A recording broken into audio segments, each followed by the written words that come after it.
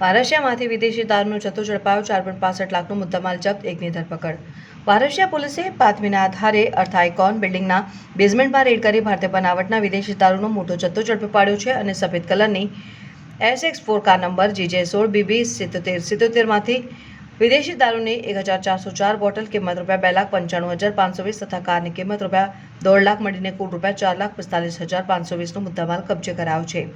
પોલીસે સ્થળ ઉપરથી આરોપી હિતેન કમલેશભાઈ કુલવાણી ઉંમર વર્ષ 28 રહેઠાણ T45 રૂમ નંબર 526 ફકીરની ઝૂંપડી વારસિયા વડોદરાને ઝડપી પાડ્યો છે, જ્યારે આ ગુનામાં સંડોવાયેલા વોન્ટેડ આરોપી વિનોદભાઈ ડાંગી રહેઠાણ વાસદ અને ઇરફાન અંસારી રહેઠાણ વડુ ફરાર છે, જેમની શોધખોળ ચાલુ છે। આગામી તહેવારોને ધ્યાને લઈ પોલીસ દ્વારા પ્રોહિબિશનની બધી નેસ્તનાબૂદ કરવા સતત પેટ્રોલિંગ અને ચેકિંગ હાથ ધરવામાં આવી રહ્યું છે।